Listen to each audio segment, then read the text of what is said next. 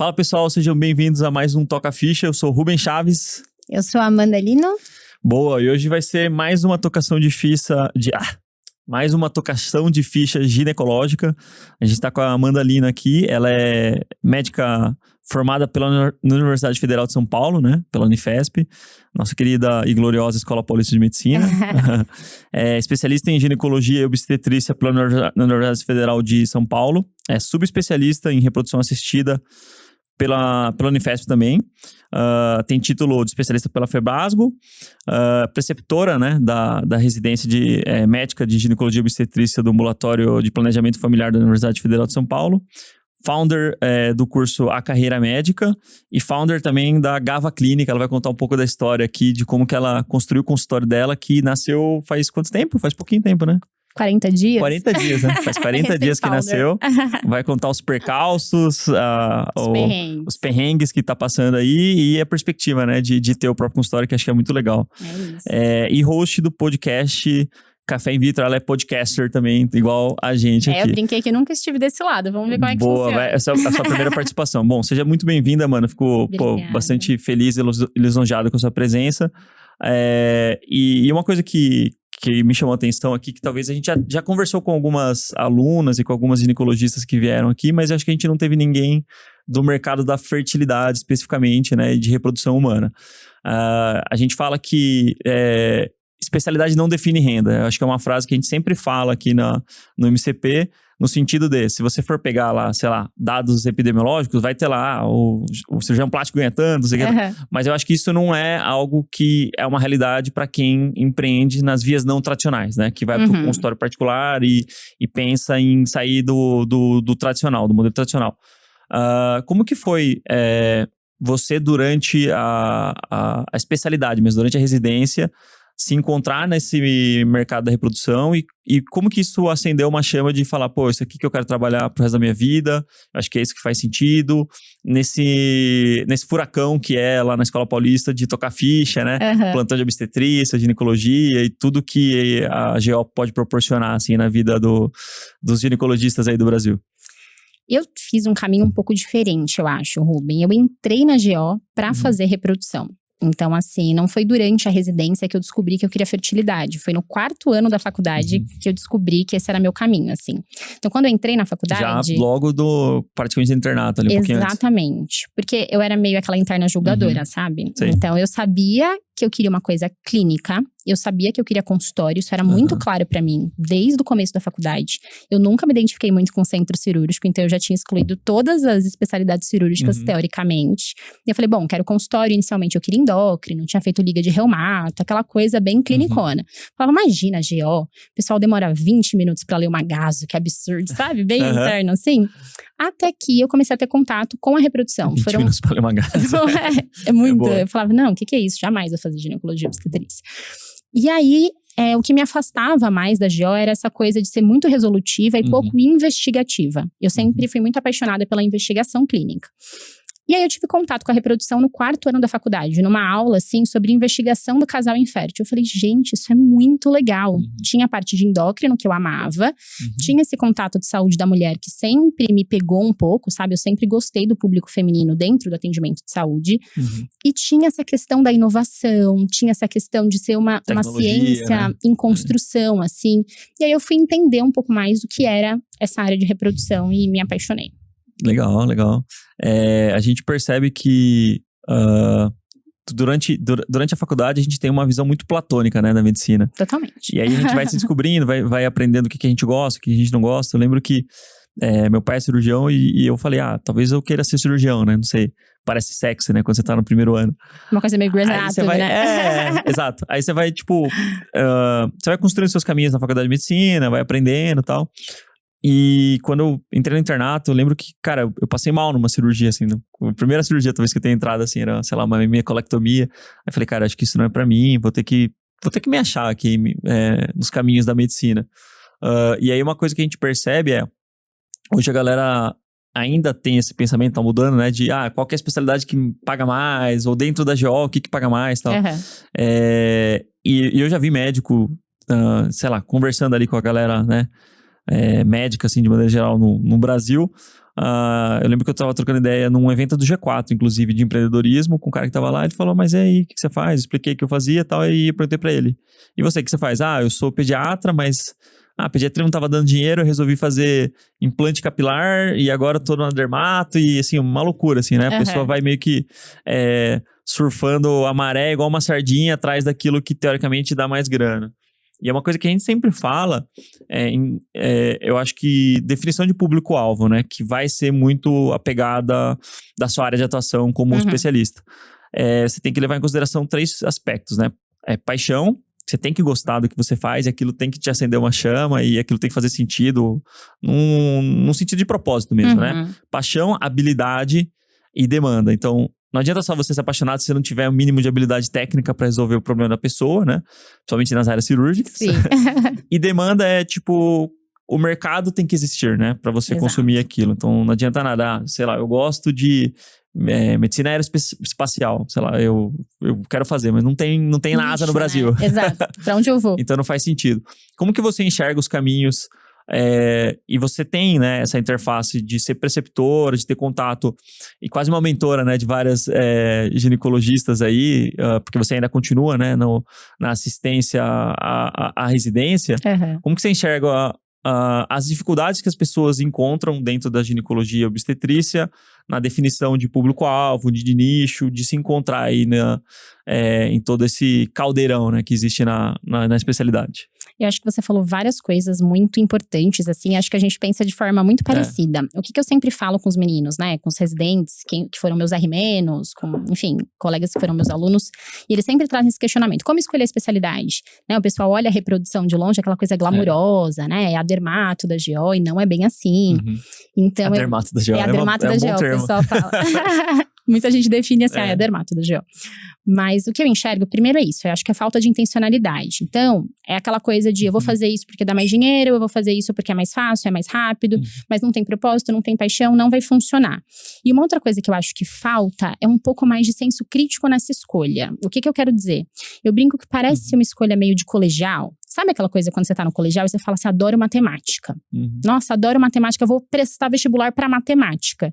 Você não vai passar o dia inteiro fazendo exercício na sua casa. Você vai ter que dar aula, montar aula, falar com o aluno, corrigir prova. Como que é o dia a dia daquela especialidade, sabe? Então, acho que falta isso um pouco. Eu tenho vários colegas, por exemplo, que fizeram anestésio. E descobriram que odeiam dar plantão. Qual que é a vida do anestesista? Ou que detestam o hospital. Por que você fez anestésio, entende? Tem que trabalhar com dor. Eu acho que, exatamente, a pessoa vai fazer dor. Tá fazendo esse ajuste de rota aí. Exatamente, mas eu acho que falta um pouquinho de um planejamento lá atrás, sabe? Então foi isso, quando eu escolhi fazer… Tipo teste vocacional, né? Exatamente, mas é isso mesmo que eu acho que falta, você se entender um pouco mais, né? Dentro do Carreira Médica, que eu compartilho um pouco da minha história com os alunos, a gente fala muito sobre isso. Então assim, eu sei que a gente tem essa visão um pouco romantizada da medicina, do tipo, a minha vida é a medicina e tá tudo bem abrir mão de tudo. Mas conforme o tempo vai passando e a gente vai envelhecendo, outras prioridades vão chegando. Sim, com certeza. Então assim, o quanto pra você é importante dormir em casa? Ah, nossa, eu detesto trabalhar à noite. O quanto pra você tá tudo bem disponibilidade? Você deixar seu celular com a paciente? São coisas que você tem que pensar, sabe? Antes de você escolher para que caminho você vai. Então, no backstage a gente estava conversando um pouquinho sobre a questão da obstetrícia. Eu sou apaixonada por obstetrícia. Eu amo fazer pré-natal, eu amo fazer parto. Mas cai muito a minha qualidade de vida. Eu detesto trabalhar à noite. E me deixa muito ansiosa essa disponibilidade e não saber… como eu vou gerir ali a minha agenda. Então, assim, são coisas que você vai colocando na balança. Eu acho que isso tem que ser olhado antes da escolha, vai ter sabe? casamento e, putz, será que eu vou, não vou? Parece besteira, mas ao longo da vida isso vai trazendo muito impacto, né? Então, como você se vê daqui 10 anos, sabe? Como você quer a sua vida toda e não só o seu trabalho. Eu acho que isso importa na escolha e falta, às vezes. Isso é interessante, porque a gente sempre fala… dentro dos módulos do MCP, a gente tem um módulo que a gente fala sobre cultura, propósito e liderança, né? E aí, cultura nada mais é do que um conjunto de hábitos e valores que você, como pessoa e como founder do seu consultório, vai transmitir e transbordar para as pessoas que estão trabalhando com você. Então, você sempre vende para dentro primeiro antes de vender para fora. E aí, nessas aulas que a gente dá, né, nessas lives que a gente traz para os alunos, a gente sempre tem um slide que eu sempre pergunto assim, né, quem é você? E às vezes eu abro ali, alguém aí, ó, fulano. quem é você? E a pessoa sempre, eu sou cardiologista, eu sou pneumo. Não, mas quem é você de verdade, assim, né? Porque a sua especialidade, ela não pode te definir como pessoa, né? Eu acho que é uma coisa que tem que estar integrada com o seu lado pessoal, mas não pode ser separado e, ao mesmo tempo, a sua principal definição como essência não pode ser simplesmente, eu sou… Médico. Médico, eu sou GO, no meu caso, eu sou médico do esporte. Então, eu acho que tem que haver esse equilíbrio, né? Que o médico, ele se doa muito pela profissão e muitas vezes ele esquece essa questão de desenvolvimento autopessoal mesmo. E aí eu percebo que isso culmina com os dados que a gente vê. Maior incidência de burnout, frustração, mesmo ganhando bem, né? Porque não tem como a gente falar que o médico ganha mal hoje, apesar de existir uma tendência de precarização da mão de obra e toda essa questão que a demografia médica trouxe, não sei se você chegou a ver, que está diminuindo o rendimento médio do médico de maneira geral. Mas são todas questões que a gente tem que pensar, porque a vida passa muito rápido, né? E se a gente não parar para pensar, beleza, eu vou trabalhar, eu vou construir um patrimônio, eu vou crescer, mas isso aqui tem que fazer sentido para mim. Exato, é planejamento, né? Tem que ter um planejamento, isso aqui tem que estar muito alinhado com o que eu quero com relação ao meu estilo de vida. Então eu sou um cara, por exemplo, que eu gosto de treinar, gosto de correr. Inclusive eu vou fazer maratona de novo ano que vem. Eu gosto de, todo final de semana, estar com a família. Então, eu gosto de estar com minha esposa, com os cachorros. Eu gosto de tocar piano. Então, eu tô pensando agora num apartamento novo. Eu tava comentando contigo. Acho que eu vou comprar um piano de cauda mesmo. Meia cauda, assim, e tal. Porque eu gosto bastante de música clássica. Então, são coisas que a gente tem que desenvolver paralelamente à nossa profissão. Porque senão, as coisas perdem sentido uma hora, Com né? certeza. A gente vai construindo um castelo e a gente… mas por que a gente tá subindo aqui mesmo, né? Tem uma hora que a gente se pergunta assim, né? E eu percebo que cada vez mais a gente, graças a Deus, tem visto que a galera jovem tá se preocupando mais com isso. E já tá sendo mais pronta, assim, na hora de escolher a especialidade, pensar, né? Levar em consideração esses aspectos. Mas, infelizmente, muita gente ainda não consegue enxergar isso, né? Eu acho que é uma escolha, não infantil a palavra, mas eu acho que é uma escolha muito… Sabe quando você só vai levando, assim? Você vai indo… Eu vejo isso muito, por exemplo, com mestrado. Isso eu vejo com vários colegas, assim. A pessoa não tem nenhuma vontade de trabalhar com a parte de educação. Nenhuma. Ela quer voltar pro interior e abrir um consultório no interior. Mas aí, porque todo mundo tá fazendo mestrado, ela fica lá mais um ano e faz um mestrado. Mas o que isso vai te agregar? Eu fui, no caso, eu fiz essa pessoa. Você foi essa pessoa? Eu abandonei o mestrado. Então, mas isso, tipo, faz sentido, eu tenho vontade de fazer depois, mas no momento… Quando eu tava abrindo consultório, não cabia na sua vida. Não. Mas você ainda tem um viés de educação, assim. Eu tenho vários colegas que não, assim, detestam, não querem. Então, mas pra que você tá fazendo isso? Não sei, mas vou fazer. Sabe aquela coisa de eu só vou fazer? Então, eu acho que precisa de um pouco mais de intencionalidade, precisa de um pouco mais de planejamento. Aonde que isso vai te levar, sabe? Qual que é a ideia no longo prazo? Eu acho que falta um pouco. Então, eu acho que isso faz muita diferença, muita diferença. Você saber aonde você quer chegar, sabe? Sim. Bastante. Ter metas, né, daquilo que você quer ter na vida. Claro, a gente vai mudando, né? Eu percebo que, às vezes, é complicado, porque a gente forma muito cedo, eu acho, sabe? Eu formei com 23, 24 anos, cara. Você é criança, meu. Né? Tipo, você não sabe nem quem você é direito, né? Você vai se construindo no meio do caminho. Então, isso é um pouco complicado também por conta disso. Mas, aos poucos, a gente vai… E por isso que é bom ter referências, né? Tipo, ter gente que já passou pela especialidade, que já passou por… processo de construção de consultório, porque acho que isso muda um pouco a perspectiva, né?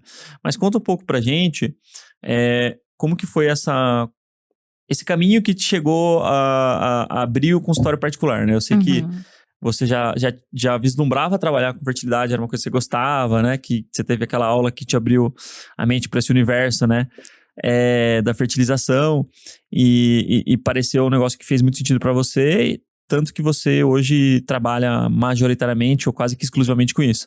Mas nesse processo, foi fácil, né, você entender que era possível você montar seu próprio consultório?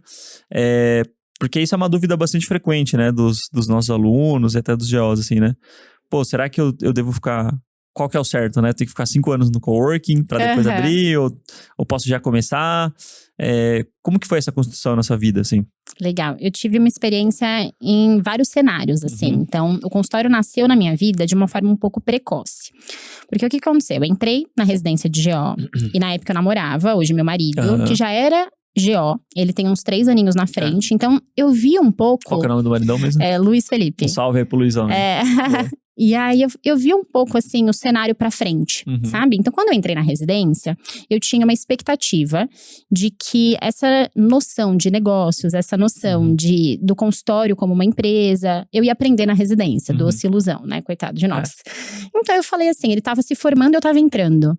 E eu vi ele completamente perdido nesse cenário do que fazer no pós-residência. Eu falei, gente, mas como assim? Eu achei que a gente ia aprender nesses 3 anos. Imagina, não sabia qual PJ abrir, como… Nada. Zero conhecimento. E isso já começou a me dar um pouco de desespero do Angústia. tipo… Meu Deus, já vi que eu não vou aprender aqui. Onde eu vou aprender essas informações? Então, já no R1, eu tentei estruturar um curso na época de consultório. Então, a ideia era trazer alguns chefes, algumas pessoas para falarem um pouquinho sobre as suas experiências. E aí, a gente teve experiências de quem montou o consultório, de quem era uns chefes mais velhos de uma época diferente, de pessoas começando no coworking, que ainda era uma coisa um pouco… Todo mundo olhava com um pouco de restrição, sabe? Isso não vai dar certo, imagina, atendendo um lugar que todo mundo atende, que horror, né? Tinha uma coisa assim no começo, não tinha? É porque, assim, a gente conversou recentemente, né? Com várias pessoas, né?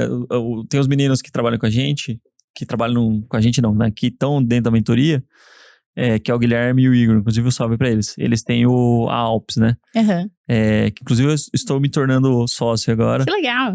E é um modelo de negócio que é tipo assim, você facilita uma barreira muito grande pro médico começar o consultório particular, que é você fazer aquisição de um próprio consultório. É uma baita barreira, né? Muito. E assim, talvez não existe certo e errado. Tem gente que já abriu direto da residência, pô, deu certo? E foi. Deu certo, mas não é… A realidade, a gente já viu casos também opostos, né? De gente que abriu, foi e se deu mal, assim. Então, existir uma solução compartilhável, eu acho que é legal. Inclusive, eu indico a Alps porque, pô, é uma baita experiência legal que eles proporcionam lá num consultório que, apesar de não ser seu, é um consultório que tem mais cara de seu, personalizado, né? É mais personalizado. Então, tá tudo bem, né? Você dá um passo, que eu costumo dizer que é o one step before ownership, né? Que é tipo um passinho ali antes de você ter a sua própria clínica, que você pode chamar de sua. E eu tive isso no consultório do meu chefe, que ele deixava eu atender lá e, tipo, ele nem me cobrava. Eu queria pagar, mas ele nunca me cobrava, assim. Mas faz parte, né? Eu acho que Você tem espaço pra errar, né? Você tem espaço pra errar. Eu acho que isso é importante. Você começa com um risco muito menor. Então, acho que essa é a diferença de você começar… vou montar o meu consultório e vou começar num coworking, vou começar no consultório de um chefe. Então, assim, eu não sei você, mas eu errei muito no começo. Mas assim, muito. Na parte financeira, na parte de gestão, na parte de captação. E foi super importante. Sim. Eu não teria conseguido abrir o consultório hoje da forma que foi se eu não tivesse passado por essa fase, por essa transição, Nossa, assim. Não foi nada. Não tinha a menor noção. A gente olha pra trás e fala, meu Deus. Acho que, acho que o primeiro módulo do MCP é os 10 erros que eu cometi no consultório. Que legal. Aí eu vou falando. Quero ver depois. É muito engraçado. Com certeza a gente tem uns métodos. Desde… gastei 5 mil reais com papelaria. Clássico. Precisava, que era a menor necessidade. Até, tipo, não sabia que existia o INPE pra eu consultar. Tipo, se eu podia registrar nome. Várias coisas, assim, né? Então, mas eu acho que você errar aos pouquinhos num ambiente mais controlado te dá espaço pra você aprender, sabe? Então, eu acho que assim, começar num coworking, começar no consultório de um chefe, começar, enfim, compartilhando com outros colegas, eu acho que é uma forma legal de você ter mais tempo e ter mais espaço. Você meio que faz o seu MVP lá, né? Exatamente. Pra quem não sabe, né? O MVP é o mínimo produto viável. Você testa ali a hipótese de que, embora o consultório seja uma coisa tradicional, né? Todo mundo sabe que na medicina é uma coisa muito óbvia. Mas o consultório particular não é tão óbvio assim. Por quê? Porque é um modelo de negócio que tem que ser diferente. Porque ninguém vai pagar por algo que vai encontrar… Exatamente.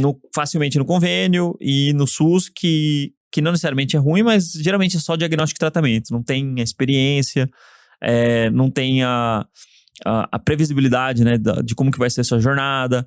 Então, tudo isso que a gente fala é criar o diferencial competitivo, né? E aí, como que você enxerga nesse período de livance, de começar a atender seus primeiros pacientes, como que foi essa captação inicial? Porque a galera tem bastante dúvida sobre isso também. Então, aí o que aconteceu nesse meio do caminho, assim? Eu tava no R1, e no R1 é aquela já no fase… R1 você tava pensando nisso já? Não, totalmente. Esse curso surgiu no R1, e no R1 eu via meu marido pensando assim, e agora que eu vou fazer… Né? Que legal. Você já tinha essa questão de empreendedora já, né? Eu já tinha um histórico, né? Eu já tinha tido empresa durante a faculdade. Você teve durante a faculdade? Uma startup, tipo, muito novinha. Aos 17 anos. E também foi uma puta de uma experiência pra mim, assim. Então eu já cheguei com um olhar um pouco mais, o que está acontecendo, achei que seria diferente. E comecei a entender o que era um coworking, comecei a ver a possibilidade, o que tinha de oportunidades ali no mercado. E uma coisa que passava pela minha cabeça era assim, eu estava no R1, e o tradicional dentro da residência de GO é você começar a dar plantão de GO, pelo menos na minha época é muito velho, né? Mas na minha época era assim, no final da R1. Então, se você tivesse, assim, amigos e contatos de pessoas mais velhas, o tradicional era você começar a se inserir nos plantões já de ginecologia e obstetrícia no finzinho do R1 para R2. E eu pensava, bom, na minha cabeça não fazia sentido eu poder dar plantão de GO, né, um cenário de urgência, de emergência e urgência, com coisas que eu nunca tinha visto. Por que eu não podia abrir um consultório? Eu olhava vários amigos que tinham só se formado e foram trabalhar em unidade básica e faziam pré-natal, faziam contracepção. Por que eu, depois de um ano de especialidade, não podia atender no consultório? E aí, no fim do R1, nunca vou esquecer, eu subia Domingos de Moraes, lá. A Livance ficava ali na Domingos, né? Na rua da escola. Subi, cheguei, oi, tudo bem? Como é que faz pra abrir um consultório? E aí, eu lembro que tava começando, assim, a unidade. E abri. No final do R1, comecinho do R2. 2017, 2018, foi. Por aí, né? E assim, na época, isso foi um horror, né? Como assim uma R1 abrindo consultório? E eu não abri consultório como GO, óbvio. Eu abri como médica, exatamente. Mas na minha cabeça… Pode, viu, pessoal? O pessoal exato, muita gente tem dúvida. Se você é formado como médico, você não pode… se intitular de uma especialidade que você não tem, né? Isso é proibido. Mas você pode ajudar muitas pessoas… sendo médico. E a minha mentalidade era essa, poxa, quantos colegas a gente não tem que não fizeram residência e foram trabalhar, por exemplo, em unidade básica e atendem contracepção, pré-natal de baixo risco e ajudam as pessoas e fazem um ótimo trabalho, né? Então eu falei, vou abrir… Se for bem formado, né? Se é uma faculdade boa, uma formação boa. E assim, eu já queria GO há bastante tempo, já era uma área que eu já estudava, que eu já gostava, e depois de um ano de especialidade, eu falei, vou começar. Então, isso na época foi um pouco estranho, assim, as pessoas estranharam muito. Abrir o consultório no R1 era um absurdo, né? Teoricamente, você tinha que terminar a subespecialidade. Eu comecei no R2, que também já era um absurdo, né? Dentro das nossas residências. Não era muito comum. Mas eu comecei atendendo minha mãe, minha irmã, minhas tias, minhas amigas. Então, eu brinco que por muito tempo eu paguei pras Linos. Porque era isso, né? Você pagava pra trabalhar ali os minutinhos. Lógico. E você não cobrava de ninguém. Mas foi super importante, assim, essa fase. Sim. As empresas são assim, a gente fala… geralmente, você tem uma hipótese de que você quer resolver um problema que não está sendo bem resolvido, né? A dinâmica de mercado é assim, uma dor. E aí você testa com pessoas próximas, ou você consegue ali um público que está disposto a pagar um valor bem menor do que de fato vale aquele produto, para você coletar os seus primeiros feedbacks, né? Ah, beleza, foi legal, mas tipo, senti falta de uma secretária. Ou o atendimento foi demorado. Ou demorou, sei lá, uma semana para entregar a nota fiscal. Então, você vai aprendendo com isso. E consultório é muito… claro, existe uma ciência por trás disso, que a gente compilou aqui dentro do MCP, né? Que é a ciência do empreendedorismo aplicada ao consultório. Legal. Mas são questões que você vai vendo no dia a dia, você vai aprimorando. E por isso que você precisa ouvir o paciente. E não só do ponto de vista de dores que ele tem com relação ao diagnóstico. Do ponto de vista da jornada dele mesmo. Eu acho que isso é super importante. A gente sempre fala isso, né? A experiência dele como um todo, né? Isso conta demais. E geralmente esse é o ponto que mais conta na percepção de valor dele, né? Com relação ao ato de se consultar com você. É isso que vai fazer ele achar a consulta cara ou barata no final das contas, né? E a gente tem vários exemplos da gente mesmo como consumidor. O médico é muito consumidor de vários serviços. Então, a galera que vem para São Paulo sempre vem em restaurante, né? Indicou um restaurante, chegou lá e, você não teve uma experiência boa. Você não vai indicar esse restaurante para outras pessoas. Mesmo a comida sendo boa. Mesmo a comida sendo boa. Exatamente. Né? É o que a gente sempre fala. Às vezes, a gente é como se fosse chefe de cozinha. Não adianta nada você ser muito bom, só que seu garçom, que seria, entre aspas, sua secretária, não tá sendo rude, né? Ou não tá fazendo os processos de um jeito que traga clareza ali, facilidade para as pessoas e fluidez na jornada, né? E aí, beleza, aí você começou então ali na Livance e começou a construir sua audiência ali com Family, Folks and Friends, né? Que é o famoso pessoas ali do seu círculo social. E aí você testou e validou e começou a ter alguns seus primeiros feedbacks, né? Exato. E aí nisso, aquela coisa, né, de R2, R3, e aí você começou a trabalhar em outros projetos, né? Como que se deu esse desenrolar e esse amadurecimento do consultório já nessa fase aí? Já? Então assim, eu fiquei R1 e R2 na Livance. No finalzinho do R2, eu tava com um projeto em paralelo dentro da Unifesp, que a gente foi, enfim, um caos, a gente organizou uma reforma no pronto-socorro da GO, dos residentes. Né? Naquela época era época de porta aberta, né? Isso, nossa, caos. Época era punk, eu lembro. E basicamente a gente organizou uma reforma, enfim, foi angariando fundos. Era lá no primeiro andar, lá no térreo ali, né? Depois te mostro, a reforma ficou show. Nunca mais fui pra lá. E aí, o que a gente fez foi angariar fundos com alguns chefes, enfim, fizemos ali uma reforma. Nesse meio do caminho, que eu tava tocando esse projeto, eu conheci um antigo colega lá da escola, que nessas reuniões de, eu vou fazer uma doação, como que vai ser, mostra o projeto e pede financiamento e tudo mais, ele era da área de fertilidade. E a gente conversando, eu ali na R2, ele brincou e falou, o que você vai fazer de subespecialidade? Eu falei, reprodução. Aí ele brincou e falou assim, então, quando você terminar a residência, você tem um emprego. Eu ri, ele riu, todos rimos. Sério mesmo? E aí, falou, sabe aquela coisa da gente se vê? A gente se vê? Passou. Um belo dia, tava eu na Livance, atendendo, postei um stories, que eu tava lá no consultório, e recebi uma mensagem. Vem fazer uma reunião com a gente, assim, assado, né, desse chefe. Eu falei, pronto, né, ele deve ter achado um absurdo, eu tão cedo tá atendendo no consultório, eu vou tomar um esporro e vai ser isso. Fui na clínica conversar com ele, e logo quando eu cheguei, ele me apresentou pra secretária, essa é a doutora Amanda, nova médica da nossa equipe. E aí eu, como assim, gente, nova médica da nossa equipe, o que está acontecendo, assim? Então eu tive uma oportunidade muito grande e muito cedo de estar numa clínica de fertilidade. Eu tava no R2 de GO ainda, e eu não tinha nem prestado a reprodução. Então isso pra mim também abriu muitas portas e muito aprendizado, e eu tenho uma gratidão, assim, eterna. E eu fiquei nessa clínica… Já começou ali o seu R+. Exatamente, então eu fiquei acompanhando ele por bastante tempo. Tive a oportunidade de transicionar o meu consultório da Livance pra lá, como GO. Também tive uma outra experiência, assim, entender como funciona uma clínica também me deu muito bagagem, eu acho, assim. E aí eu fiquei por 2 anos e pouquinho lá, até sair e abrir a Gava. Então foi uma transição aos pouquinos, fui subindo alguns steps, sabe? Mas isso é legal, porque a gente sempre fala que eu no meu primeiro ano, é evidente que tem histórias e histórias, mas eu não dei lucro, por exemplo, no consultório, Imagina! Assim, eu pagava lá, sei lá, e nem era Livance, na época nem tinha, acho que Livance, ou tava muito no começo. Eu aluguei um consultório de fono audiólogas, que era, do lado da minha casa, ali perto ali da escola ali, só que do outro lado da Cena Madureira ali, na Jorge Chamas. Sim. Aí tinha uma ruinha atrás ali, que chamava Mário Cardinho. Acho que era Mário Cardinho. Sim, perto do Parmigiana famoso. Isso, ali. Aí, a gente alugou, eu e o Vitor, a gente alugou lá e começamos a atender. Só que assim, não é à toa, sabe? Que a galera às vezes se desanima e fala, por que eu vou abrir consultório? Demora muito, eu ganho mais no plantão, fica, né, se comparando. Acho que a curva do consultório, ela pode ser sim exponencial, mas lembra que se você comparar uma curva exponencial com uma progressão aritmética, ela vai perder no começo, né? Você pega uma cohort ali de, sei lá, os primeiros delta tempo ali de 6 meses, 1 ano, talvez você perca mesmo para aquilo que te dá um retorno mais rápido, né?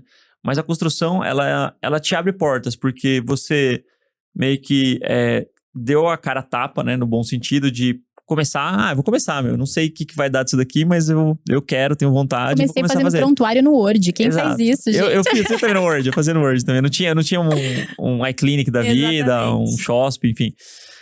E aí, você começa e você vai aprendendo com os erros, você vai pegando referências, enfim. E aí, às vezes, outras portas se abrem, a gente não percebe isso, né? Mas que nem você começou, você postou que você estava atendendo, que você estava começando, o cara já deve ter pensado, essa residente, ela tem uma mentalidade diferente, ela já tá disposta, ela já tá no campo de batalha, né? Vamos dizer, ela já tá pra jogo ali, pra construir uma carreira e construir uma reputação no particular. E aí te abriu uma porta que com certeza foi acelerador na sua carreira, né? Com certeza. Porque se você continuasse na Livance, você não ia ter essa curva de aprendizado tão acelerada. Principalmente nessa questão da reprodução. E aí a gente volta pra reprodução, né? Como que você enxerga isso daí de… Às vezes o médico fica muito… será que eu tomo a decisão ou não vou? Vou esperar o cenário 100% perfeito, né? que é utópico, não existe, né? A gente sabe que... Você diz pra sair ou pra entrar? Pra avançar nas etapas, né? Que te levam até a construção do consultório. Porque muitas vezes é você começar num coworking, depois você vai abrir uma outra porta e aí você vai abrindo. Como que você enxerga isso de ter essa coragem mesmo e de tomar esse processo de tomada de decisão?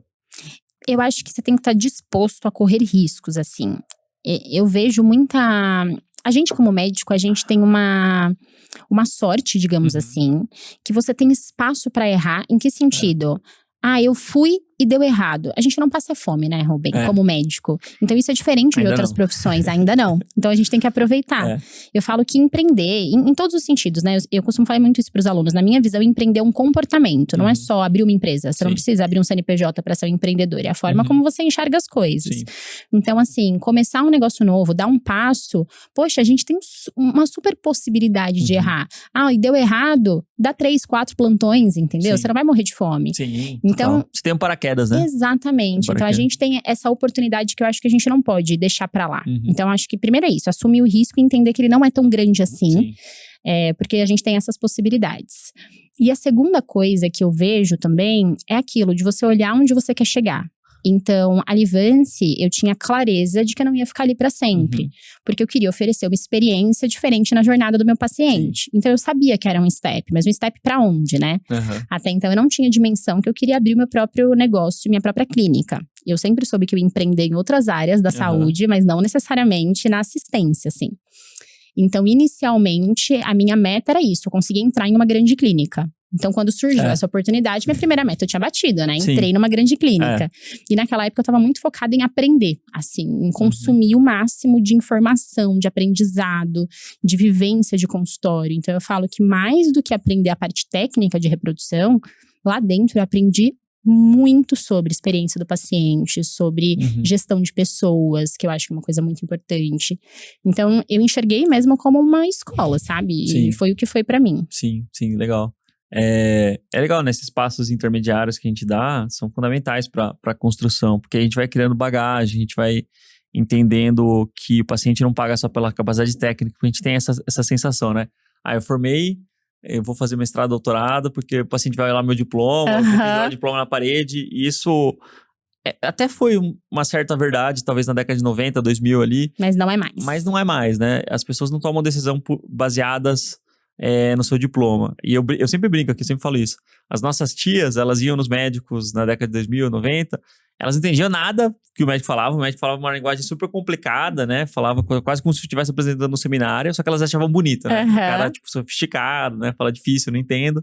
E, tipo, toma a receita, faz isso, e elas nem questionavam. E era um padrão de consumo. Hoje, o padrão de consumo mudou. Então, hoje a gente está na era do consumidor 4.0. É um cara que é muito empoderado de informação, é um cara que está muito conectado, né? Do ponto de vista digital. Então, ele tem acesso rápido à informação, ele vai analisar os diferentes players, ele vai dar uma googada, do mesmo jeito que a gente, para escolher restaurante, a gente olha lá a nota no Google Rating, as pessoas também vão olhar quando forem passar com a gente, vão olhar essa questão de validação social. Então, tudo isso é uma construção que a gente vai adquirindo ao longo do tempo, e se a gente não se expor aos pouquinhos, né, em doses pequenas, e for aumentando isso daí, acaba que a gente não tem essa curva de aprendizado e fica travado, né? Fica travado e as coisas não evoluem. E você deu o exemplo do restaurante, e eu acho que vale o contrário também, né? Porque é isso, você foi num restaurante incrível, que a comida é maravilhosa, o serviço foi ruim, você não volta. Mas quantos restaurantes você vai hoje, sempre, pela experiência, que a comida nem é tudo isso, mas você adora o garçom, você gosta daquela mesinha que você sempre senta. Então, assim... Ou tem um processo que é muito característico, né? Exatamente. Sabe qual que é o restaurante que é assim? É o Outback. Não é incrível. Outback não é, tipo assim, a comida não é nada demais, assim, mas você sente com todo falta respeito. Do todo, espero que o dono do Outback esteja ouvindo isso, acho que não. Mas assim, a comida não é nada demais. Mas a galera vai porque a galera entende que na fila vai servir aquele chopp com aquela taça congelada, não sei o que, com a cebolinha, não sei o que. E aí, vem um pãozinho. Tem um pãozinho. E a energia do garçom é um cara jovem. Alguém vai cantar parabéns. Vão cantar parabéns. Então, eu acho que tudo isso é uma construção de uma narrativa que entra no imaginário popular e a galera acaba consumindo aquilo. Gera um desejo, né? Gera um desejo, exato. E muitas vezes, e isso é um mecanismo, eu não sei se você acompanha o conteúdo do MCP, né? Acho que é alguma coisa. Claro. A gente brinca com os picaretas, né? Na medicina, porque tem toda a área, tem, né? O cara do cinto brega. Muitas vezes é o que o cara do cinto brega faz. Ele constrói toda uma experiência e ele manda bem nisso, às vezes. E ele tem o seu mérito nisso. Isso que eu ia falar, tem que reconhecer. Tem que reconhecer que o cara tá mandando bem nisso. A questão de ele tá entregando uma boa medicina ou não, aí é uma questão delicada, que a gente realmente é contra você querer vender alguma coisa sem você ter o know-how, sem você ter a base técnica, né? E vender, às vezes, até terapias duvidosas e coisas que não têm evidência científica. Mas o fato é que a construção do consultório particular passa muito por você adicionar essas camadas de experiência, você mapear os touch points, os pontos de contato, desde o momento da chegada no estacionamento até o momento que a pessoa sobe, é servido café, ou sei lá, que nem no sul, tem um aluno nosso, Diego Selmini, ele falou, tem o café, mas ninguém usa. Eu falei, o que a galera gosta? É a mate. Então serve o mate, coloca uma chaleira e coloca a erva de mate. E, bombou o negócio, todo mundo curtiu pra caramba, assim. Então, assim, são coisas que a gente vai vendo, tendo leitura dos padrões de consumo, dos interesses em comum do seu público-alvo. E aí tem uma coisa que eu queria entrar aqui num ponto que eu acho que é interessante na nossa tocação de ficha, que tá bem legal, que é a questão de conexão emocional, né, com a mulher. E eu acho que a GO tem muitos caminhos pra gente construir essa conexão. Ainda mais no momento delicado, né, da vida da mulher que a gente fala, e da família como um todo, porque isso faz parte também, né? Que desejo de ter filho, e agora, será que é o momento? Será que não é? E às vezes a gente tem essa impressão de que os nossos chefes, pelo menos eu tenho essa impressão, né? Não falando mal de nenhum chefe, mas eram muito secos, né? Não tinha esse acolhimento. E é um momento que aflora, né, os sentimentos ali. Como que você enxerga isso daí de construção de experiência com base na leitura de emoções, assim, do público? Eu acho que você falou a palavra-chave, assim, que pra mim é acolhimento. E quando eu falo acolhimento, o pessoal fala que, dentro da fertilidade, né, existe essa questão da maternidade compulsória, de, não, mas como assim você não quer ser mãe? Você tem que ser mãe. Então, assim, eu acho que primeiro é acolher aquela mulher nos seus dilemas, sabe? Não é uma decisão fácil, né, Rubem? E eu brinco que, poxa, os nossos ovários foram muito injustos com a gente, né? A gente evoluiu em tanta coisa, mas eu brinco que o nosso ovário ficou lá parado na época das nossas avós. Então, assim, hoje a gente vive até os 90 anos. É injusto você virar pra uma mulher de 30 e falar, ei, tá passando do tempo, hein? Tem que engravidar, senão vai ficar difícil daqui pra frente. Nem começou a carreira, não sabe nem o que quer fazer. Principalmente as médicas, né? Pelo amor de Deus, né? As médicas, então, quantos por cento das suas pacientes são médicas? Deve ter eu tenho um consultório muito enviesado, mas 90% das minhas pacientes são médicas. Sério? Porque meu consultório começou muito a bombar mesmo, na época eu comecei a dar aula para curso preparatório, né? Então eu tenho um viés muito grande nesse sentido, assim. Então as minhas pacientes são médicas em sua maioria, ou familiares de médicos. E é difícil você ter uma médica que é médica especialista que já super consolidada na carreira com 27 anos, né? Imagina. Então, isso, assim, né? Tá entrando na residência, tá terminando a residência. E a gente sabe que a curva de aprendizado é grande. Então, assim, acho que primeiro é isso. Acolher que você não tem que estar decidida naquele momento, sabe? Do tipo, vamos lá. Você meio que faz, assim, fazendo uma ponte aqui com a Mari Mariana, que é a nossa amigona aqui, é a mentora agora do programa do ICP aqui da GO. Ela evita ao máximo, né, que as pacientes engravidem e você ajuda elas agora no momento que elas precisam. Exatamente. Eu brinco que são pontos diferentes de uma mesma jornada, né? Pra Mari Mariana. Beijo, amiga. Então, são pontos diferentes de uma mesma jornada, né? E muitas vezes essa mulher que quer evitar, ela quer ser mãe em algum momento. Então, assim, quais são as possibilidades que a gente tem pra oferecer? Então, primeiro, eu acho que é isso, acolher. E segundo, não julgar. Porque eu acho que esse assunto vem carregado de muito julgamento. Sabe? Às vezes aquela mulher, ela não quer ser mãe, só que ela tem tanta vergonha de expor que ela não quer ser mãe, pelo julgamento de como assim você não quer ser mãe? Todo mundo tem que querer ser mãe, né? Será que todo mundo tem que querer ser mãe? Então é isso, eu acho que assim, acolher, não julgar e mostrar as possibilidades, assim. Eu deixo isso muito claro para as pacientes. Eu acho que quando a gente tem conhecimento, a gente tem autonomia. Então, uma vez que você sabe as possibilidades, toma suas decisões, A galera acha que ter bebê é um comercial da Johnson, né? E não é, a gente sabe que a maternidade tem muitas facetas, né? Então, assim, tem que ser uma decisão pensada. Eu brinco que nunca vai ser o melhor momento. Sim. Isso eu sempre falo para os pacientes. Não vai ter um momento ideal. Se é igual a esperando, viu? Não exatamente, exatamente a mesma coisa. Melhor comparação. Mas eu acho que a gente tem que acolher mais esses dilemas. E também entender que a vida é dinâmica, né? Isso é também um dia a dia do consultório. Eu não quero ser mãe. Passa um ano, doutora, acho que eu quero ser mãe. Aí passa mais um ano, não, agora eu decidi que eu não quero mesmo. Ai, não sei, acho que eu quero. Então, assim, quais são as possibilidades pra gente poder tomar decisões mais dinâmicas a longo prazo? Então, eu acho que é isso, assim. Acho que acolher, não julgar e oferecer todas as possibilidades. Sim. Tem muitas coisas envolvidas, né? Nessa questão de fertilidade. Ai, é uma área muito apaixonante. Aquela que puxa a sardinha, né? Ai, é muito legal. Não, mas é legal mesmo. É legal. Que nem eu e a Thaís, agora a gente tá pretendendo, né? A gente vai se mudar pra um apartamento maior. Eu tava falando com você ali, né? Nos bastidores. E é uma decisão que não é tão óbvia assim, né? Pô, beleza, vamos querer ter agora. Mas e se a gente não conseguir, sei lá, em 2 anos? A gente já vai estar com 36. Então, pô, será que já vale a pena não congelar? Tem uma série de fatores ali e não existe um fluxograma, né? Tipo, não é uma diretriz da cardiologia, né? Exatamente. Que o cardiologista adora, né? Se 32, congele. Se 30… Não, exato. Não é. Não tem um certo e errado, assim, né? Preto e branco, assim. Exatamente. É algo que você tem que saber navegar até num ponto de vista de feeling, de dinâmica familiar, de perfil psicológico. E cada vez mais, na verdade, o consultório é assim. E eu acho que uma grande diferença de médicos bem-sucedidos no consultório particular em qualquer área é você ter essa leitura psicológica do paciente. Com certeza. Porque eu já peguei, por exemplo, paciente… Eu trato hoje lesão, né? No consultório, eu faço a parte de ultrassom, de acompanhamento follow-up de lesões musculares, de tendinopatias. Tem atletas se machucando frequentemente, assim, ó. Recorrente, assim. Pá, se machucando. Mas e aí, meu, o que tá acontecendo? Como você tá feliz? Você tá bem? E aí, tipo, você vê que o cara claramente, ele quer fazer um Ironman, mas não quer, sabe? Tipo assim, meio que o esporte se tornou uma obrigação pra ele ali. E às vezes eu percebo que a galera assume compromissos no esporte que não tem necessidade, sabe?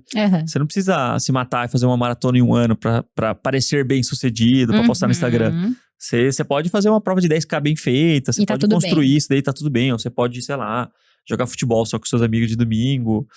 Desde que você tenha uma rotina que você esteja se beneficiando do esporte, do exercício físico, né? Porque no final das contas, essa é a importância pro atleta amador. Sim. A não ser que você for atleta profissional, que aí é uma outra história, né? Que você ganha pra isso, enfim. Aí você vai ter um estresse porque é trabalho. Né? É, justo. Porque é trabalho. Igual qualquer trabalho. Mas eu vejo que tem vários casos de alunos, conversando com os alunos, que quando eles entram num CERN, que não é só, tipo, não me fala seu sintoma, que eu te falo que você tem e acabou a consulta. Eles constroem uma reputação muito massa, assim, e eu acho que isso é um drive muito grande de crescimento do consultório particular. Você ter essa preocupação genuína, esse interesse, esse soft touch, né, de saber tocar a pessoa com uma certa sofisticação de uma maneira que você não perca o seu profissionalismo, né? Também, né? Com humanidade, né? Não que você vai sair com o seu paciente para tomar cerveja, não tô falando disso, né? Mas ter essa leitura psicológica, assim. E é uma coisa que a gente não aprende novamente na residência, na faculdade. E pelo contrário, se a gente conversa demais na residência, a gente, né, é um cientista, né? Tá fazendo ciência aqui no ambulatório, sai fora, né? Vamos. Vamos tocar. Como que você vê esse aspecto mais biopsicodinâmico aí da coisa? Para mim, é o mais determinante do consultório particular. Vou te dar um exemplo de hoje, assim. A gente tá na fase de abertura do consultório, né? Temos 40 dias. E a gente tá nessa fase de coletando muitos feedbacks, assim. E a gente tá com um casal que tá num tratamento de fertilização in vitro, que já veio de um tratamento em outro serviço pra gente. Médicos que vieram pra gente. E eles estão indo agora pra coleta, esse final de semana. E a gente tava conversando, enfim, a gerente médica que cuida da clínica tava coletando alguns feedbacks, tentando entender como que foi pra eles essa jornada na clínica. E de tudo que a gente fez, assim, vários pontos que a gente mexeu, críticos de decisões técnicas que a gente modificou, coisas importantes que vão ser determinantes pro resultado. Mas pra eles, a maior percepção de valor foram 2 coisas. Primeiro, responder o celular. Responder mensagem. E segundo, ter uma previsibilidade de quanto seria a coleta. Tá. Então, assim, no outro serviço… São médicos, né? São médicos. Então, para eles, o que causava dor e sofrimento? Não saber quando que ia ter que passar um plantão, quando que ia ter que deixar um ambulatório. Pra fazer exatamente. Coleta, ultrassom. E a gente mapeou que isso era um ponto de dor para o nosso público, porque a maioria do nosso público é médico. Então, desde o momento que o paciente chega, ele recebe um planejamento terapêutico. No dia que ele começa o tratamento, ele já sabe todos os dias de ultrassom e uma possibilidade de coleta. Olha, é um evento biológico, a gente não tem como garantir. Mas provavelmente sua coleta vai cair entre o dia tal e o dia tal. Uma coisa assim, ridícula, né? Dentro da complexidade do tratamento, é uma besteira. Mas para eles aquilo foi determinante. Então assim, a gente se... E quando a gente fala que a gente se preocupa demais com a parte técnica, não é dizendo que não tem que se preocupar, né? Eu acho que essa é a questão. Não é que a gente tá dizendo que você tem que ser o charlatão do cinto brega. Não é sobre isso. A parte técnica é muito importante. Mas não é o que agrega valor pro seu paciente. Falando que as mulheres, o homem é do cinto brega, é da bolsa brega. Ai, meu Deus. Será que eu tô lá? Tô brincando. Não, mas é interessante isso. Porque... a gente se preocupa muito, né? Por exemplo, por que a gente paga um hotel mais caro do que o outro? Exato, exatamente. Pela preocupação que as pessoas têm com a gente, né? Exatamente. E a experiência, a galera confunde, acho que é champanhe, né? Ah, não, vou abrir champanhe aqui. Eu sempre falo isso. E, cara, não é necessariamente, não é. Geralmente não é, porque isso aí é só um over-deliver, é um elemento a mais ali. Mas não adianta nada, isso aí é a cereja do bolo. Se você não faz o básico bem feito... não sustenta, né? Não sustenta, e aí é trazer clareza na jornada. Isso... eu garanto que se você que está ouvindo começar a praticar o hábito de ter uma leitura da jornada, quais são os pontos importantes para o seu paciente, né? Igual a Amanda falou, o ponto importante do meu paciente é saber quando vai ser a coleta, ter uma previsibilidade e estar em contato com a gente para alinhar essa data. Se você não consegue dar uma disponibilidade mínima para ele, você já começa a aparecer com convênio com o SUS, porque é o que acontece, né? Você não tem previsão, quanto que tempo vai demorar para fazer a ressonância? Não sei, pode demorar 1 mês ou 1 ano. Exato. Então, você começa a... por mais que você tenha um mármore lá na sua recepção, você tenha secretária, os processos estão todos bagunçados igual infelizmente, né? Nas vias tradicionais do Brasil. E é o que eu sempre falo. O mercado, ele... infelizmente está nivelado por baixo. Eu gostaria de estar falando aqui que não, que, a galera manda bem. Mas não. E talvez até, sei lá, você compara com mercados bem consolidados. E eu sempre dou o exemplo da Suíça. Na Suíça, meus tios moram lá, né? Tem alguns tios que moram lá. Cara, não existe problemas lá. Não tem... é difícil empreender porque não existe problemas. Pra você solucionar, não tem dor, né? Não tem dor pra você solucionar. As pessoas ganham bem... os recursos são suficientes pro país. As coisas funcionam. Você não precisa pagar um médico particular. Apesar que tem médico particular, mas a maior parte das pessoas vai no médico, público mesmo. E resolve, e o cara tem tempo. Mas, assim, só existe o mercado de consultório particular no Brasil, só existe porque é um efeito colateral da insuficiência dos mercados tradicionais. E também pela característica do nosso país. É um país, sei lá, de dimensões continentais, 200 e tantos milhões de pessoas. É uma loucura, imagina, você resolver o problema de saúde no Brasil não é fácil. E no mundo inteiro é um pouco assim, né? A Suíça talvez seja a exceção. Os Estados Unidos também sofrem esse problema aí, num grau menor talvez, mas sofre também. Não é fácil a saúde lá, mesmo sendo totalmente particular, né? Então, a dica existe mazelas e problemas, inclusive no particular, em todos os lugares do Brasil. E se você se atentar a isso, tentar... ter uma leitura do que o paciente não está conseguindo, qual que é a dor do seu paciente com relação à jornada, não com relação ao diagnóstico, porque o diagnóstico a gente sabe, a dor do seu paciente eu quero engravidar. Exatamente. É isso. Exatamente. E aí, beleza, mas você não pode só se limitar a só resolver isso. Não, eu vou fazer você engravidar. Você tem que se expandir as suas soluções para trazer muita clareza e, de preferência, uma experiência de ponta a ponta que seja muito fluida. Que seja sem esforço, é isso que gera o valor e é isso que vai gerar a escassez do seu serviço. Você vai se diferenciar de todo o resto. Então, tudo que a gente traz aqui, né, e a tese que a gente sempre defende do MCP e o que eu construí também na Olimpo e continuo construindo, é muito baseado nisso, é a lei do mínimo esforço. Quanto menos esforço você gerar para o seu paciente, mais feliz ele vai ficar. Com certeza. Isso sem dúvida nenhuma, assim, quanto mais você encurtar a jornada e mais você desfragmentar essa jornada do paciente, maior a percepção de valor. Mais se antecipar, né, os problemas. Hoje em dia, a coisa mais importante que a gente tem é tempo, né? Então, assim, isso eu vejo muito dentro do meu público, que é médico. Então, assim, não existe nada mais importante para esse público do que tempo. Então, tudo que você puder resolver para ele na jornada, a percepção de valor é muito grande. Sim. E isso que você falou da questão da dor do paciente, acho que foi isso que me fez tomar a decisão de abrir o consultório. Porque eu comecei a perceber, assim, que a área de reprodução assistida no Brasil hoje tinha tantas dores, mas tinha tanta coisa pra poder mexer, sabe? Era um solo tão fértil, literalmente, que assim, você não dava pra... Pegou? Não tinha como perder essa oportunidade, assim, sabe? Então tinha muita coisa pra mexer. Eu brinco que a gente teve até que priorizar no nosso desenho de modelo de negócio onde que a gente queria atuar primeiro. Porque tem muita coisa pra construir. E dentro de uma especialidade, que isso é muito diferente da reprodução humana. Por exemplo, dentro da GO, chega uma paciente pra mim, igual com a Mari. Vai colocar um DIU com a Mari. A paciente chegou pra colocar um DIU, ela vai sair com um DIU. O máximo pode acontecer é ser um DIU difícil e ter que colocar no centro cirúrgico. Na fertilidade é diferente. A gente não pode garantir resultado. Então, assim, não importa o tratamento que você faça, a maior chance que a gente consegue oferecer pra um casal de ter um bebê em casa é 60%. 60%, 40% não vai engravidar. Sim. Então, assim, pra você agregar valor pra esse casal ou pra esse paciente, tem que estar na jornada. Porque o resultado não é garantido, entende? Então, assim, é um mercado complexo, mas tem muita coisa que dá pra explorar, assim. Sim. Apaixonante. Alinhamento de expectativa, né? Super. Porque eu acho que deve existir, eu não conheço muito, né, esse mercado especificamente, mas deve existir, tipo, casos do casal, não deu certo. Quero meu dinheiro de volta porque eu queria engravidar, e vocês não conseguiram. Mas, tipo, houve um alinhamento, foi explicado dos riscos, dos benefícios. Então, acho que isso é uma parte que também é um grande diferencial, né, dos consultórios que a gente vê de sucesso aqui no Toca Ficha. As pessoas que genuinamente se preocupam em transmitir o máximo possível de conhecimento de uma maneira descomplicada.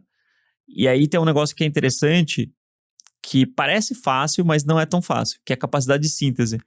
Quanto que você consegue explicar um negócio complexo com simplicidade, com clareza, de uma maneira que você consiga garantir que a pessoa entendeu aquilo que você queria transmitir. Didática mesmo, né? E não é fácil isso. Não é o que a gente chama de didática, né? Não é fácil isso daí. Ter essa proeficiência, assim, eu consegui aqui criar analogias para o paciente entender. E isso é uma coisa treinável, mas tem muito médico que, por hábito, às vezes, tipo, não precisa ficar explicando pro paciente, explica uma vez só e acabou. E às vezes o maior esforço na consulta, o seu maior objetivo é garantir que ele saiu entendendo tudo. E garantiu que ele saiu com as expectativas alinhadas com aquilo que é a realidade, né? Exatamente. Porque senão, gera uma baita dor de cabeça. E tem muita gente que às vezes tem problemas no consultório e acha que o problema é o consultório, entre aspas, e na verdade... O problema foi que você não entendeu o jogo do consultório. Sim, né? sim. Eu vejo muita gente falando assim, poxa, Amanda, mas você dá seu celular pra todas as pacientes? Olha, se eu tiver 3, 4 mensagens no dia, eu vou te falar que é muito. E eu acho que assim, uma vez que você explicou tudo que você podia na consulta, você não tem essa dependência da paciente ficar o tempo todo te mandando mensagem, porque ela entendeu. Então, eu acho que é também olhar um pouco, a gente tem essa coisa de colocar a culpa no outro, né? Então, as pacientes, mas será que realmente são as pacientes? Ou será que você não fez a sua parte na consulta, então, né? Eu percebo muito isso, o médico tem... É um mau hábito, pelo menos eu olho assim, né? De, tipo, sempre culpabilizar o paciente, né? O paciente não tomou o remédio certo, a culpa... às vezes você não reforçou, você não, né? Ele não entendeu a importância, ou você não viu se cabia na rotina dele. Ou, tipo, às vezes o médico fala, dá muito trabalho, a galera fica me mandando mensagem. Você já pensou em organizar um documento pós-consulta para resumir essas informações? Porque isso já vai te diminuir o retrabalho, entendeu? E você já sabe o que eles vão perguntar. Você faz isso todos os dias, as perguntas são as mesmas. Então, assim, fez isso por uma semana, monta um documento, principais dúvidas. Eu faço isso para todo modelo de consulta. Então, congelamento de óvulos, eu já sei as dúvidas delas. Monta o PDF lá. Todas as pacientes. Eu e a Mar, a gente fala muito sobre isso também. Poxa, DIU, a gente já sabe o que elas vão perguntar no pós-DIU. Doutor, é normal não sangrar? Doutor, é normal sangrar? É normal se a gente colhe? E se ele sair do lugar? Então, assim, são as mesmas perguntas sempre. Sim. Então, poxa, sintetiza isso num documento, manda pro seu paciente. Isso agrega um super valor, sabe? Sim, total. Então, eu acho que é isso. Enxergar esses problemas como uma oportunidade de resolver. Eu acho que isso faz diferença. Sim, isso faz diferença total. E conta um pouco pra gente como que tá sendo comprar sofá, decorar o consultório. Comprar sofá é maravilhoso, pagar o sofá já é diferente. Porque ter o próprio consultório é muito legal, né? Eu lembro que a primeira parede que a gente derrubou lá no Olímpico, a gente pegou um conjunto comercial ali em Moema que era 60 metros, depois a gente aumentou para 120, agora foi para 190 e agora a gente tem o Itaim. Mas no comecinho ali, você não tem noção de nada, nem de obra, né? Hoje eu só vou tocar uma obra, eu tô feliz agora, porque isso foi um aprendizado com história que eu levei pra minha vida pessoal. Eu vou reformar o apartamento que eu adquiri, né? E aí, tipo, vai ser do zero ali, né? A reforma. Então, eu não vou ser passado pra trás tão facilmente, assim. Porque eu já criei uma carcaça de obra. Poxa, eu devia ter falado com você antes. Então, eu já sei como conduzir a galera ali, os peão ali. Mas assim, tudo que envolve construir um business físico complexo, igual uma clínica de reprodução, né? Como que tá sendo isso? Qual que é o racional disso daí, né? Se você falou, putz, eu vou juntar um montante de dinheiro, ou vou juntar tantos pacientes, se existia um racional ou não, ou se foi uma coisa mais de tipo, acho que tá na hora mesmo, ou surgiu uma oportunidade, assim, pra cavalo branco passando? Eu acho que não surgiu uma oportunidade, mas eu acho que foi aquilo que eu te falei. Eu vi que existia uma oportunidade no mercado, não que tenha surgido um grande momento, nossa, ganhei um dinheiro. Chegou à conclusão que existia uma lacuna ali que alguém precisava preencher. Gigantesca. E era uma lacuna muito óbvia pra mim, porque assim, o universo da reprodução é muito específico, então vou dar uma pequena contextualizada. A maioria das clínicas, então assim, nenhum tratamento de reprodução é coberto pelo convênio. Então todas as clínicas de reprodução trabalham basicamente dentro de um cenário particular. Sim.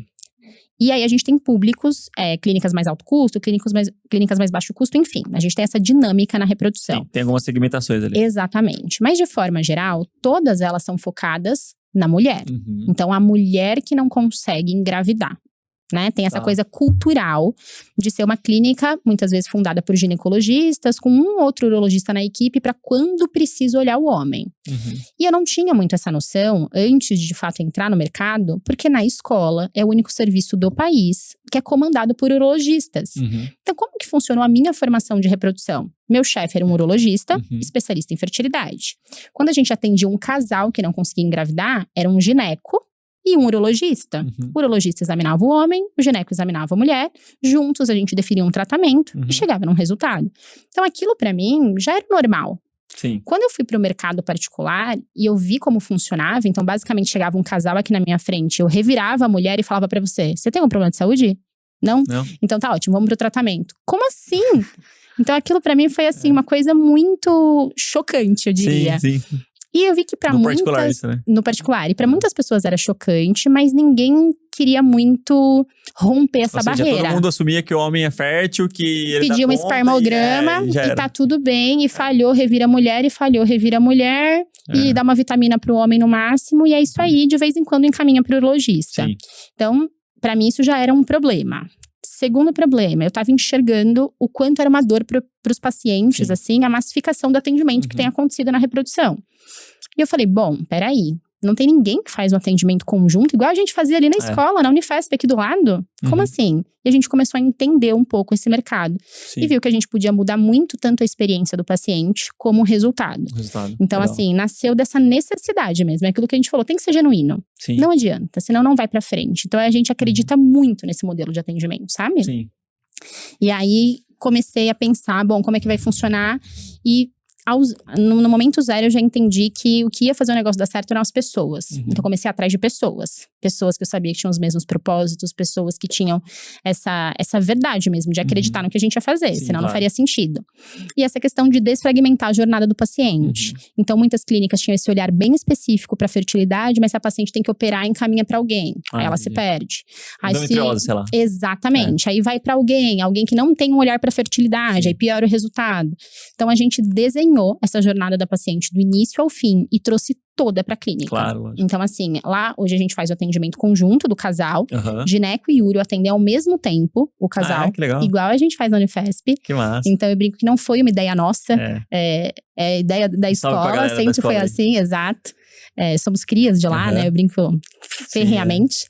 E a gente trouxe essa questão do atendimento conjunto. Então, todos os casais passam por gineco e uro ao mesmo tempo. Legal. Isso faz com que a gente tenha um olhar integrado. Que não fique aquela coisa faltando, sabe? Depois de 3 fertilizações, descobriu que o problema era com ele. Sabe aquela coisa que a gente vê? Aí você fez um monte de exame desnecessário e aquela culpabilização da mulher. É uma questão cultural também, né? Enfim, e a gente viu essa lacuna no mercado. Falamos, ou a gente faz agora, ou alguém, não é possível, alguém vai perceber que é um espaço, né? Então, acho que foi um pouco desse timing, dessa necessidade. É muito legal isso, porque na Olimpo foi um pouco assim também. A gente percebeu que o atleta amador era muito desassistido, assim, né? Eu só conheço vocês que fazem isso. Então, tem outros players também que fazem, mas, tipo, do jeito que a gente faz, não, né? Então, o que a gente percebeu? O cara, tem uma tendinite patelar, corre. Ele vai no ortopedista comum, barrigudinho e tal, aquele perfil de ortopedista clássico. Pare de treinar, toma aqui, ó, diclofenaco. E é isso. Pô, você matou o sonho do cara. E às vezes até no particular isso, viu? Você matou o sonho do cara, você não orientou o cara, você colocou o cara num risco cardiovascular altíssimo, porque ele vai ficar sedentário agora, ele tava se exercitando. E aí, vamos supor que o cara tem algum know-how de esporte e consiga orientar, não, você não precisa parar de treinar, você vai reduzir volume, mas você vai fazer físio, ultrassom e ondas de choque. Então o cara chegou com um problema, você deu 3 problemas pra ele, né? E aí vai resolver. E aí né? a tal da jornada fragmentada que você falou. E aí vai resolver. Aí o cara tem que fazer 3 ligações, tem que achar e tal. Então, quanto mais você mapeia os problemas que tem na jornada do seu paciente, você consegue trazer essa solução in-house, mais você cria um modelo de negócio que tem mais valor. Porque você vende tempo. Pra ele e pra você, né? Porque você vende tempo. E a gente subestima o quanto que é valioso o tempo, né? E aí eu acho que já dei, sei lá, umas 50 vezes esse exemplo aqui, mas aí é uma empresa que eu sou fã.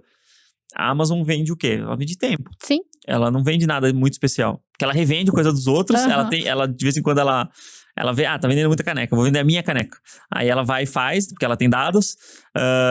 E ela faz questão de ter galpões logísticos que ela paga mais caro, mas que estão aqui em Cajamar, que faz com que chegue na sua casa na Bela Vista em, sei lá, menos de um dia. É tipo isso, você pede de manhã e chega à tarde. E a galera ainda valoriza muito as coisas com rapidez. Ainda mais na cultura que a gente tem hoje, né? E aí, uma entrevista que o Jeff Bezos deu recentemente, ele falou, cara, a gente olha muito... Pô, é legal falar de diferencial competitivo, que a gente tá falando até agora. Mas olha também para aquilo que não vai mudar daqui 10, 20, 30, 100 anos. As pessoas querem... Ele falou no caso dele, né? Que é varejo, né? Como é diferente de nós. Querem pagar mais barato. Então, sempre que puder, as pessoas vão querer pagar mais barato. E querem que entregue mais rápido. Ninguém vai falar, não, eu quero... Esperar. Não, eu quero esperar. Eu prefiro esperar. Não, entrega daqui, sei lá, 30 dias. Ou resolve meu problema daqui 30 dias. Vou exercitar a paciência. Então, isso são coisas que sempre tem como a gente olhar todos os processos que tem dentro da nossa clínica e pensar como que a gente pode baratear custos e dar mais acessibilidade a exames, a questões. Claro que a gente tem que ter a nossa margem, existe um racional disso, claro, né? Mas se o seu fornecedor te oferecer um negócio mais barato, você às vezes consegue ter mais penetração, entendeu? Você consegue popularizar melhor uma solução. Igual o telefone. O telefone custava, sei lá, o telefone comum, quando surgiu o telefone, não o celular, tá? Era absurdo de cara. Na época, era $800. Era um patrimônio. Era $800 na década de 90, um telefone. $800 hoje deve ser, sei lá o que, hoje $4.000. Tipo isso, era R$20 mil, assim. Sim. Era muito caro. E era tipo herança, né? Ganhei um telefone. Só que a tecnologia foi tornando o recurso, a matéria-prima para construir o telefone e a logística para entregar, né, nos canais de distribuição muito mais fácil. Então, vende mais barato, mas hoje você tem mais... às vezes você tem a mesma marca, você tem mais distribuição. Você consegue impactar mais gente. E essa questão do tempo, né? Que por que eu vou ter um exame que às vezes não me dá tanto lucro? Porque você tá vendendo tempo caro. Então, eu já pensei nisso quando a gente abriu a unidade de Itainha, eu tava te falando. A gente tem sauna e tem crioterapia, que faz parte ali do recovery, uma estratégia de recovery cientificamente comprovada, tá? E a gente a gente montou um espaço de fortalecimento e de academia mesmo ali. Que legal. Porque a gente percebeu que isso era uma dor também dos nossos pacientes. Eles tinham uma taxa de recorrência de lesões muito altas depois de 3 meses que terminava a físio. E era justamente 3 meses, quando o cara tá aumentando o volume e tal. E geralmente é erro de treinamento. A gente falou, vamos fazer aqui um step antes de soltar ele para o treinamento tradicional e logo depois da físio, que ele completou as etapas de reabilitação com o fisioterapeuta, porque a gente conduz ele de uma maneira mais segura para ele poder dar o estímulo que for necessário, independente de quão pesado for esse treino dele. Então, são coisas que dão lucro direto pra gente? Provavelmente não, né? O treino, o educador físico, a educação física, não é uma coisa tão lucrativa e se a gente for querer lucrar de fato, a gente vai ter que competir com a Smart Fit, que não faz sentido, entendeu? Exatamente. Mas é legal porque a gente tá criando um ecossistema, um outro canal de aquisição e a gente mantém as pessoas rodando ali nas soluções da clínica. É muito o que vocês estão fazendo também, né? E aí, parabéns, né? Pela visão e pelo todo o carinho. Dá pra perceber que você tá bem feliz aí com o projeto. E um abraço pros seus sócios aí, que também devem estar super felizes. E provavelmente vão ouvir também esse episódio. Com certeza, com certeza. Inclusive a Bárbara, né? A Bárbara também conheço. Nossa super amiga, querida. sócia maravilhosa. Um salve aí, Bárbara. Legal. Baita tocação difícil. Agradeço aí sua presença, Amanda. Qual que seria a sua prescrição aqui, já indo para os finalmente, antes da gente encerrar? Para os médicos que estão se formando agora, para os ginecologistas, obstetras e para os médicos especialistas de maneira geral que estão ouvindo a gente agora, em termos de, tô começando agora a minha carreira, o que eu vou fazer da minha vida com um diploma de especialista na mão, RQE na mão? Eu acho que primeiro se respeitar. Eu acho se ouvir bastante aquilo que a gente conversou, entender quem você é, além do médico especialista que você acabou de se formar. Autoconhecimento, né? Exatamente. Eu acho que ter mais intencionalidade nas escolhas. Muita gente fala, então eu fiz tudo premeditado. Não é premeditado, é intencional mesmo, né? Querendo chegar em algum lugar. E aquilo que você falou, eu gostei muito da analogia que você fez, essa questão da paixão, eu acho que não tem como abrir mão, sabe? É importante. Muita gente fala assim, Amanda, eu vou fazer reprodução, né? Poxa, reprodução chique, bacana, né? Você formou faz 1 ano, o que tá acontecendo? Então, assim, quantas outras pessoas se formarem e não deu certo? É porque elas eram piores? Sim. Não. Mas talvez porque você não era apaixonado por aquilo de verdade, entende? Sim. Então, assim, existe o mercado? Existe. Mas você tem que gostar do que você faz. Sim. Então, eu acho que escolher por a minha especialidade dá mais dinheiro, aquela especialidade dá mais dinheiro, não é o caminho. É a pior cagada que tem. Pior coisa que você vai fazer. Então, assim, seja apaixonado, encontre um propósito mesmo e você não planeje sustenta, né? o longo prazo. Eu acho que se colocar nessa vida também faz sentido. Então, quem é você ali, o que você quer fazer e o que você quer entregar de diferencial para as pessoas. Total. Então, eu acho que a gente não pode... Por mais que o trabalho pague bem a gente, tem várias maneiras de a gente ganhar dinheiro na medicina, a gente sabe disso. A gente não pode vestir uma máscara, né? Exatamente. E eu já percebi isso, cara. Porque quando eu dava plantão sei lá, eu trabalhei na Redditor, trabalhei várias coisas. Eu sou super grato ao plantão porque eu não teria conseguido construir meu consultório porque foi o que fez eu levantar grana na época, entendeu? Mas eu percebia que parecia que eu não pertencia àquele lugar, sabe? Aquela sensação de... Sei bem. Putz, tá legal, eu ganho bem, mas eu não sinto pertencente a esse local aqui. E muitas vezes isso... Beleza, você tem que colocar algumas vezes um tempo para aquilo, né? Uma ponte, tipo, cara, eu falo que é uma ponte, até 2 anos eu vou fazer isso aqui, não mais do que isso, até 3 anos. E coloquem isso na carreira de vocês. Você tem um vínculo que você não gosta, que às vezes te traz, né, algum estresse, que às vezes você já te dá uma ansiedade no domingo, porque você vai na segunda lá para aquele vínculo. Tem muita gente nessa situação.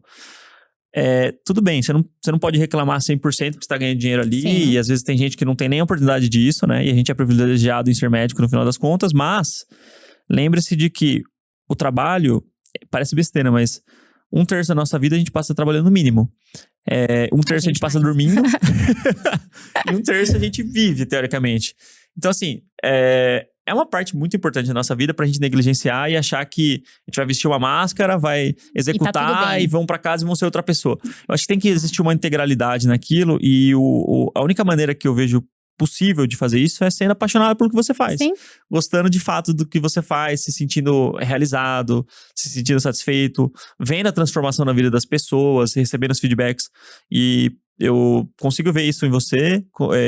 Eu sou muito apaixonado no que eu faço também e vejo em todos os médicos empreendedores que vêm aqui e contam a história, né? De construção de consultório, de carreira, que o elemento da paixão é uma coisa que inevitavelmente tem que existir, senão não rola, não adianta...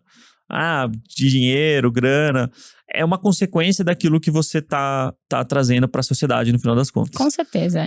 E proporcionalmente se torna maior quanto melhor você é naquilo e quanto mais pessoas você consegue atingir, né? Quanto mais poder de escala você tem. E aí que entra essa questão de gestão, né? A gestão nada mais do que você conseguir, beleza, eu sou bom nisso, será que eu consigo fazer isso uma estrutura maior para mais pessoas, que talvez não dependa só de mim. Que então, é o desafio, né? É o desafio, exato. Que é o que eu tô tentando fazer um pouco. Eu imagino que daqui a um tempo vocês vão querer se coçar e talvez pensar em ter também outras unidades e expandir, né? Uma coisa que é boa e que traz uma solução muito boa para as pessoas. Com certeza. Valeu. Só deixa o seu... Amanda, primeiro, obrigado de coração. Acho que foi bem legal aqui. Eu agradeço. Tô bastante tocado aí com essa história. Deixa o seu Instagram, tanto da clínica, né? O pessoal te encontrar aí nas redes sociais. Bacana. Então, quem quiser conhecer um pouquinho mais da Gava, @Gava Clínica, com 2 Vs. Vocês encontram a gente em todas as redes. E quem quiser saber um pouquinho mais de fertilidade, eu brinco que eu compartilho um pouco da vida com e sem jaleco. Então, @doutora Amanda Lino, com 2 As. A gente se vê por lá. Legal. Obrigado, viu, pessoal? Não esqueçam de seguir a gente, né, no Spotify. Toda quinta a gente vai ao ar, tá? Ativem as notificações, deem 5 estrelas pra gente. A gente tá com uns 300 e pouco. A gente tem mais de 1.000 pessoas ouvindo semanalmente o podcast, que no mundo dos médicos é bastante gente, só que o pessoal esquece de dar estrelinha. Deem estrelinha pra gente. Deem estrelinha. Inclusive você também dê estrelinha, esse ainda não deu. E acompanhe o nosso conteúdo no YouTube também. Para quem tiver interesse em construir a jornada do consultório particular com a gente, tem o link aí no Spotify, na descrição do vídeo, e no YouTube também, para você aplicar, para conversar com o pessoal da nossa equipe, para saber um pouquinho mais sobre o nosso programa de mentoria e sobre os nossos programas de acompanhamento de consultório, para quem é especialista raiz, beleza? Pessoal, valeu, muito obrigado, Amanda, mais uma vez. Eu agradeço. E a gente se vê na próxima. Tchau, tchau. Tchau, tchau.